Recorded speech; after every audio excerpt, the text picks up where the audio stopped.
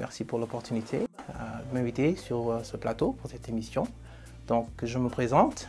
Mon nom est Gorée Mbaye-Touloum. Je suis originaire du Tchad. Je sais que vous êtes artiste, je sais que vous vivez. Nous réalisons cette émission dans un cadre que beaucoup de gens doivent connaître. C'est dans un studio qui est le vôtre. C'est votre home studio et vous vivez aux États-Unis. Vous êtes père de famille. Dites-nous un peu plus vous concernant votre vie de famille, votre vie d'artiste. Et avant qu'on continue sur la route. Absolument. J'ai l'impression que ça va être une route très intéressante. Pour ce qui me concerne, c'est vrai que c'est un chemin qui n'était pas facile, qui a commencé plus de 12 ans que je suis aux États-Unis. Commençons d'abord par ma vie d'artiste. C'est quelque chose que j'ai toujours développé depuis mon bas âge, depuis l'église, les chorales. On a toujours voulu faire de la musique parce que c'était quelque chose de fort.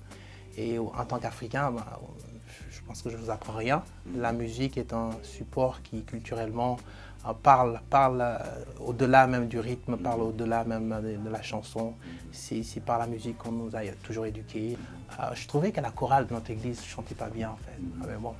Et puis voilà, c'était comme ça et je me suis dit, ben, si j'arrive, je vais essayer de changer un peu.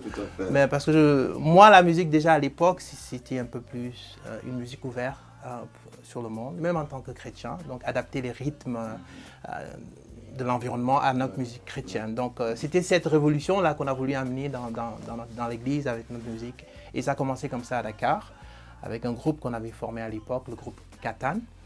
Qui en Wolof dit force, puissance du Seigneur. Donc on a commencé ce groupe dans un studio derrière l'église et puis petit à petit on a pris goût à cela.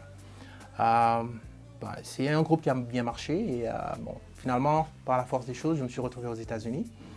Et la réalité aux États-Unis pour un artiste c'était un choc pour moi d'arriver avec mes ambitions, ma perception, je voulais mes rêves, je voulais me retrouver je sais pas moi, en Californie, LA comme on dit là, mais bon, la réalité ici est différente. Elle est différente parce que vous devez d'abord, premièrement, vous prendre en charge la survie. Et puis, en tant qu'artiste, c'est quelque chose de très difficile parce que ça tue l'inspiration. Donc, j'ai fait face à cela. Et bon, finalement, les choses se sont un peu arrangées parce que je me suis toujours accroché à cette musique.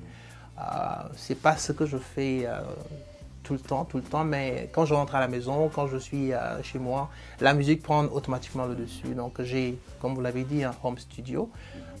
C'est juste un environnement qui me permet très rapidement de mettre mes idées en boîte, comme on dit, et de travailler sur ma musique sans avoir cette pression des studios qu'on se prend quand on va pour enregistrer. On n'a pas vraiment la créativité, c'est très limité. Donc cet espace me permet de faire ça. C'est aussi un espace que j'ai toujours voulu mettre à la disposition des gens, des amis, des artistes, struggling artists comme on dit, des artistes en difficulté, pour pouvoir bénéficier de cet espace. Donc la musique, oui, c'est ma vie. Je le dis avec beaucoup j'en suis très fier, le fait de le dire, c'est vraiment quelque chose qui me balance. Vous avez parlé tantôt de ma famille, c'est vrai, je suis père de famille. Ça aussi, ce sont les réalités. J'ai un fiston, Caleb, qui vient d'avoir 1 an. C'est vraiment une joie de le voir se balader un peu dans ce studio entre les câbles. Et je me dis, oh là là, la relève commence. Donc, grosso modo, c'est un peu ça, cette route qui est partie du Sénégal et qui m'a amené ici au Maryland, aux États-Unis. En tant que chrétien, je pense que c'est cette spiritualité dans laquelle j'ai grandi. Donc cette foi qui au-dedans de moi m'amène quand même vraiment à me cadrer, m'amène vraiment à marcher dans le droit chemin. Et je pense que c'est quelque chose qui est très positif dans un Et justement, parlant de cet héritage de foi, vous l'avez hérité de vos parents ou c'est un choix qui est venu à un moment donné de la vie. Pour beaucoup, on est chrétien parce qu'on a grandi dans un milieu chrétien. Ouais.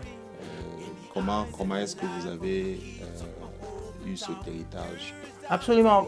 Je ne vois pas ça en termes d'héritage. Je pense que les parents ou l'environnement fait ce qu'il fait pour vous façonner, vous donner les bases nécessaires. Mais à la fin de la journée, c'est une décision très personnelle. Je pense que c'est vrai que moi, on a été bénis d'avoir des parents qui étaient très tôt dans le ministère, donc dans une famille chrétienne, et on a évolué avec l'Église autour de nous. Donc c'était très encourageant. Mais ce que j'ai toujours respecté de mes parents, c'est qu'ils nous ont toujours offert le choix. Le choix d'aller à l'église et le choix de ne pas aller à l'église. Et sans trop nous forcer, on s'est tous retrouvés à l'église. Pas parce qu'on était, il n'y avait pas autre chose à faire, mais parce qu'on s'est senti vraiment dans cet environnement. C'est un choix personnel et c'est une décision très personnelle. Et qu'est-ce que cela a apporté sur le chemin de votre vie? Qu'est-ce que cela a changé fondamentalement? Le fait de croire en Dieu, parce que quelqu'un d'autre pourrait être là où vous êtes aujourd'hui, mais qu'est-ce que le fait de croire en Dieu apporte comme différence ou comme plus dans l'expérience? Mais c'est une stabilité qui se mesure par votre style de vie, une stabilité qui se mesure même dans vos décisions, dans la vie, dans vos décisions professionnelles, à la maison. Partout où vous passez, il y a cette empreinte qui vous suit. Donc, c'est ce que ça m'a apporté moi personnellement. Pas que je suis en super, je ne veux pas dire ça, super, voilà, mais j'ai ce minimum de base auquel je crois et je crois que ça fait une grande différence dans la vie des gens. Dans tout ce que je fais, j'essaie toujours de me mettre à la place de l'autre, de comprendre l'autre, mais aussi à partir de cette compréhension, de lui donner une opportunité de voir un peu à la croix, la direction de la croix, et puis sentir un peu ce que moi j'ai vécu qui m'a permis d'être un peu balancé. Donc, c'est un peu ça. Définitivement, les États-Unis, et moi, ce que j'ai appris, c'est un très très grand pays. Le plus grand ennemi de l'homme ici, c'est soi-même.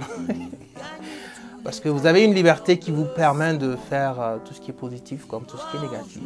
Alors si vous n'avez pas ces boundaries, comme on dit, donc ces garde-fous, cette foi ou cette inspiration divine, quelque chose de fort au fond de vous, c'est quand même par moments très difficile. Et vous sentez la différence entre quelqu'un qui est spirituellement balancé et quelqu'un qui tâtonne un peu, si je peux me permettre l'expression. Donc, c'est un pays où avoir cette stabilité intérieure vous inspire, vous amène à vraiment aller atteindre des montagnes, des collines. Voilà.